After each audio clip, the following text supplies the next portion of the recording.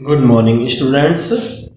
BEd second year अर्थात BEd द्वितीय वर्ष बीएड सेकेंड ईयर में पेपर 10th जिसका नाम है क्रिएटिंग एंड इंक्लूसिव एजुकेशन अर्थात एक समावेशी शिक्षा का निर्माण। इसमें यूनिट 3 इकाई 3 के अंतर्गत आज हम जानेंगे को टीचिंग अर्थात सह शिक्षण। इंट्रोडक्शन। भूमिका में आज का युग विज्ञान का तथा तकनीक का युग है। आज स्त्री पुरुष कंधे से कंधा मिलाकर प्रत्येक क्षेत्र में आगे बढ़ रहे हैं अर्थात कक्षाओं में एक साथ बैठकर पढ़ने पढ़ाने के क्षेत्र में संतुलन आ चुका है। हमारे संविधान में प्रत्येक स्त्री पुरुष को आत्मविश्वास के समान अवसर प्रदान किए गए हैं। इसलिए हमें सह शिक्षा की उपयोगिता को स्वीकार करना चाहिए। नया हेडिंग हमारा आता है मीनिंग ऑफ को टीचिंग अर्थात सह शिक्षा का अर्थ या सह शिक्षा से तात्पर्य। सह शिक्षा का अर्थ होता है साथ साथ शिक्षा अर्थात बालक बालिकाओं की एक साथ शिक्षा, उनका पाठ्यक्रम तथा उनके शिक्षक और कक्षा की त्रिवेणी में छात्र छात्राओं का शिक्षा पाने के लिए एकत्रित होना ही सह शिक्षा कहलाता है। यानी कि जहाँ पर अध्यापक भी हों, छात्र भी हों, छात्राएं भी हों, वहाँ पर जहाँ इन तीनों का संगम हो जाता है वहीं पर ही सह शिक्षा कहलाता है। वैदिक काल से ही सह शिक्षा का प्रचलन चला आ रहा है। प्राचीन समय में भी आश्रम पद्धति हुआ करते थे। आश्रम व्यवस्था में सह शिक्षा प्रचलित थी। वहाँ पर गुरु के आश्रम में गुरु माता और गुरु के द्वारा बालक बालिकाओं को या छात्र छात्राओं को शिक्षा प्रदान की जाती थी। मध्यकाल में भी सह शिक्षा कम हो गई तथा पुरुषों की शिक्षा पर अधिक ध्यान दिया जाने लगा। मध्यकाल में स्त्रियों की शिक्षा पर प्रतिबंध लगा गया यानी कि कम शिक्षा उनकी हो गई थी। अंग्रेजी शासन में पुनः सह शिक्षा का प्रारंभ हो गया। महिलाएं वर्ग में जागृति आई तथा उन्होंने भी पुरुष के साथ कंधे से कंधा मिलाकर चलने का अपना अदम्य साहस का परिचय दिया। जैसे जैसे आधुनिकता का विकास होता गया वैसे वैसे शिक्षा का प्रसार बढ़ता गया और सह शिक्षा देने हेतु अनेक विद्यालय, स्कूल, कॉलेज, विश्वविद्यालय आदि खोले गए। धीरे धीरे सह शिक्षा की व्यवस्था प्रत्येक स्कूल और कॉलेजों में भी दी जाने लगी। सह शिक्षा का सामान्य अर्थ अगर हम देखें तो शिक्षक और शिक्षार्थी की सहभागिता से लिया जाता है। जो शिक्षा शास्त्री हैं उनका तर्क है कि शिक्षक और छात्र छात्रा ये सभी शिक्षण प्रक्रिया के महत्वपूर्ण बिंदु हैं। इसलिए वह शिक्षण प्रक्रिया सफल होगी जिसमें दोनों यानी कि शिक्षक और विद्यार्थी दोनों समान रूप से भाग लेंगे। शिक्षण प्रक्रिया में शिक्षार्थी भी उतना ही महत्वपूर्ण बिंदु है जितना कि शिक्षक होता है। यानी कि जिस प्रकार शिक्षक महत्वपूर्ण बिंदु है उसी प्रकार से शिक्षार्थी भी महत्वपूर्ण बिंदु है। इसे एक उदाहरण द्वारा हम लोग स्पष्ट किया जा सकता है कि एक शिक्षक कक्षा में शिक्षण कार्य करा रहा है अर्थात वह कक्षा में पूर्ण तल्लीनता से शिक्षण कार्य कर रहा है। वह छात्रों से प्रश्न पूछकर श्यामपट्ट पर लेखन करवा करके और पृष्ठ पोषण प्रदान करके उनका सहयोग प्राप्त कर रहा है। इस प्रकार से अगर देखा जाए तो दोनों पक्ष, जिसमें एक तरफ शिक्षक है और दूसरी तरफ आपका विद्यार्थी है, शिक्षण प्रक्रिया के एक दूसरे को सहयोग दे रहे हैं। शिक्षक प्रश्न पूछता है कि और उस प्रश्न का उत्तर विद्यार्थी को देना होता है।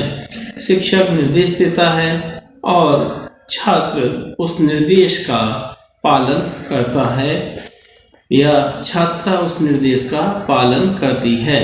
सहभागी शिक्षण के विद्वान इसी प्रकार से उन्होंने बताया और समझाया है।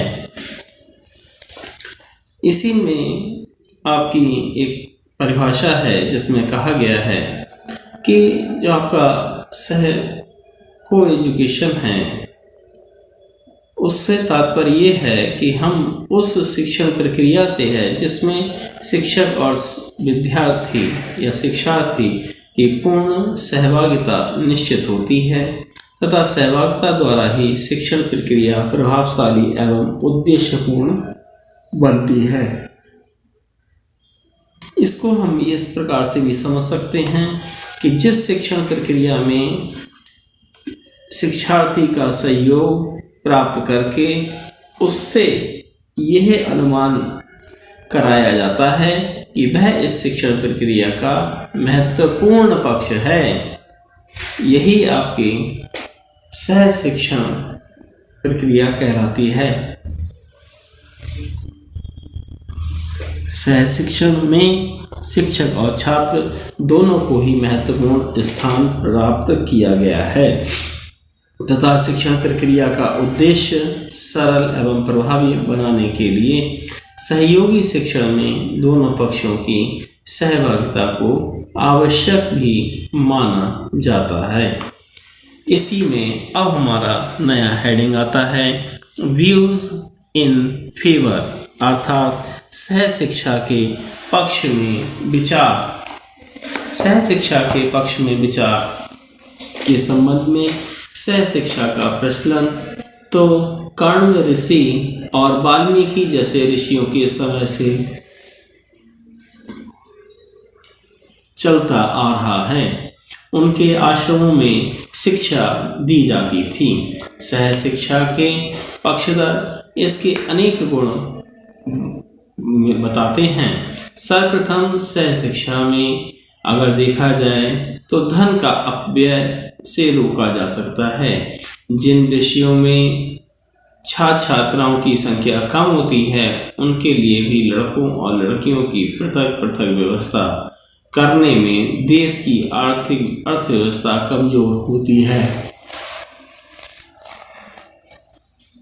जबकि जो सह शिक्षा है इसके तहत एक ही विद्यालय से काम चल जाता है। और एक विद्यालय से काम चलने का मतलब ये है कि उसका बचा हुआ पैसा अन्य विकास के कार्यों में लगाया जा सकता है।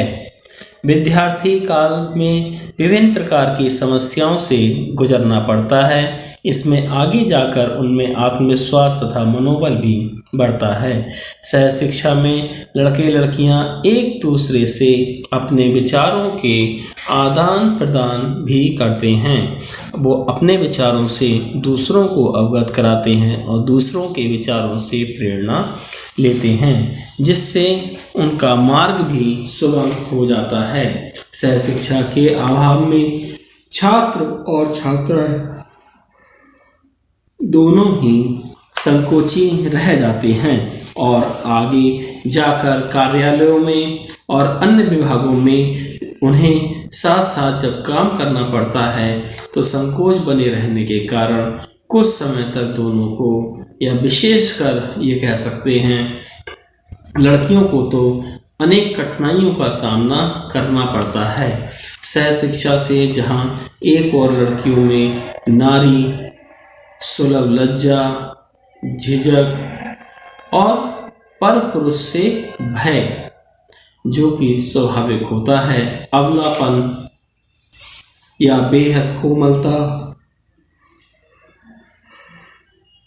हीन भावना से ग्रसित जैसी भावनाएं कुछ हद तक दूर हो जाती हैं। वहीं लड़के भी लड़कियों की उपस्थिति में उचित एवं सभ्य व्यवहार करना सीख जाते हैं। लड़कियां भी लड़कों की उपस्थिति में सौम्य तथा शांत रहना भी सीख जाती हैं तथा उनमें व्यवहार कुशलता, वीरता, साहस आदि गुणों का विकास होता है। सहशिक्षा के अंतर्गत लड़के लड़कियों में प्रतिस्पर्धा की भावना भी पैदा होती है और प्रतिस्पर्धा की भावना से लड़के लड़कियां यानी कि वे एक दूसरे से आगे निकलने की होड़ करते हैं। ये स्वच्छ प्रतिस्पर्धा उनके अध्ययन, उनके चिंतन तथा उनके मन को बलवती भी बनाती है। अगला नया हेडिंग आता है हमारा व्यूज इन अगेंस्ट विरोधी दृष्टिकोण। जिस प्रकार से हर सिक्के के दो पहलू होते हैं, उसी प्रकार से फूल के साथ कांटे भी होते हैं तथा ये भी कह सकते हैं सुख तथा दुख साथ साथ चलते हैं। उसी प्रकार सहशिक्षा के विपक्ष में भी जो मत हैं या जो विचार हैं, भारतीय शास्त्रों का विधान है कि लड़के तथा लड़कियों की पाठशालाओं में पर्याप्त अंतर भी होना चाहिए तथा वे अलग अलग दिशाओं में भी होने चाहिए। सहशिक्षा पूर्ण रूप से भारतीय वातावरण के प्रतिकूल है और इसका भारतीय इतिहास में कहीं भी अगर देखा जाए तो उल्लेख भी नहीं मिलता है। सभी महापुरुषों ने इसका कठोर विरोध किया है। मनुस्मृति के अनुसार लड़के लड़कियों की शिक्षा अलग अलग होनी चाहिए। महर्षि दयानंद सरस्वती ने भी सत्यार्थ प्रकाश नामक ग्रंथ में सहशिक्षा का विरोध किया है। इसमें विरोधी पक्ष वालों का मत है कि लड़के लड़कियों का जीवन एक दिन एकदम भिन्न होता है। लड़कों को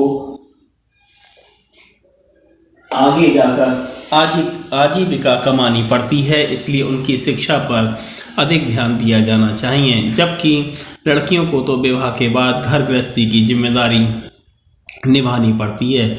इसलिए उन्हें तो बस इतना ही ज्ञात होना चाहिए कि वे अपना तथा अपने परिवार का ध्यान रख सकें। आज के आधुनिक वातावरण के सहपाठी भाई बहन या मित्र की भावना में न रहकर प्रेमिका की भावना से ग्रसित रहते हैं। आजकल तो स्कूली सहशिक्षा के प्रारंभ से ही लड़के लड़कियों में आकर्षण पैदा हो जाता है और ऐसा होने पर दोनों ही अपने लक्ष्य से भटक जाते हैं। यह स्थिति न तो अध्ययन और न जीवन के विकास की ओर अपितु चरित्र पतन विनाश की ओर अग्रसर करती है। इसके अतिरिक्त हम देखते हैं कि पाठ्यक्रम में भी कभी कभी कुछ प्रसंग अश्लील भी आ जाते हैं जो नैतिकता के विपरीत होते हैं। ऐसे प्रसंगों को शिक्षक भी ठीक प्रकार से नहीं समझा पाते हैं तथा उस विषय में छात्र छात्राओं का ज्ञान अधूरा रह जाता है। अर्थात सहशिक्षा ज्ञान वर्धक में बाधक है। विरोधी पक्ष वाले व्यक्तियों को सहशिक्षा में केवल हानियां ही नजर आती हैं। उनके अनुसार सहशिक्षा चारित्रिक पतन का कारण है। आज का युवक बहुत कम उम्र में से ही लड़कियों की ओर आकर्षित हो जाता है। अगला हेडिंग, अंतिम हेडिंग आता है हमारा एवोल्यूशन मूल्यांकन। संक्षेप में कहा जा सकता है कि सहशिक्षा का विरोध होते हुए भी आज के भौतिकवादी युग में अनेक कारणों से सहशिक्षा वरदान सिद्ध हो रही है। आज लड़के लड़कियां प्रेम विवाह और अंतरजातीय विवाह कर रहे हैं, उनमें जागरूकता आ रही है। इसमें दहेज की समस्या कुछ हद तक समाप्त हो जाती है। आज का पुरुष नारी का सम्मान करने लगा है और नारी भी आज की बढ़ती महंगाई में परिवार तथा आर्थिक सहारा बन रही है। इससे उसमें आत्मविश्वास की भावना पैदा हो रही है। निष्कर्ष रूप में कहा जा सकता है कि कुछ कमियों को यदि नजरअंदाज किया जाए तो सहशिक्षा के लाभ ही लाभ हैं। इसके कारण आज हमारा देश हर क्षेत्र में प्रगति कर रहा है। Thanks for watching. धन्यवाद।